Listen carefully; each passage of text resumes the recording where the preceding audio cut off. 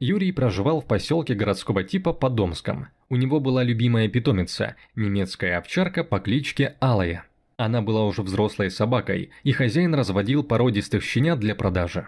Но однажды в их семье случилось неприятное событие. У Алаи были щенки, которым уже исполнилось 2 месяца, а один малыш отличался необычно длинной шерстью, рассказывает Юрий на форуме. В этот день мужчина уезжал на сутки в город, а вернулся лишь темным вечером. Когда он зашел во двор, то овчарка тревожно скулила и не находила себе места. Оказалось, что щенков украли.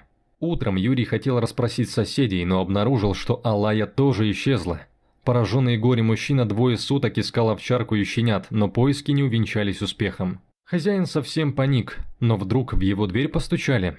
Пришла беспокойная соседка, которая сообщила, что случайно увидела на сайте объявление о продаже щенят, но один отличался от всех остальных и имеет длинную шерстку. Юрий узнал своих овчарок и решил представиться покупателем.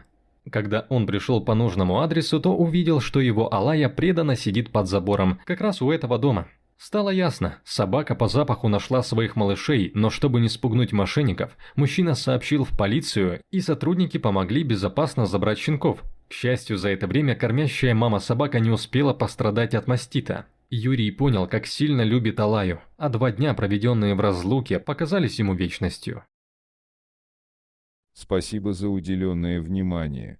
Если вам понравилось видео, поставьте лайк, а также подпишитесь на наш канал и не забудьте нажать на колокольчик и оставить комментарий. До новых встреч!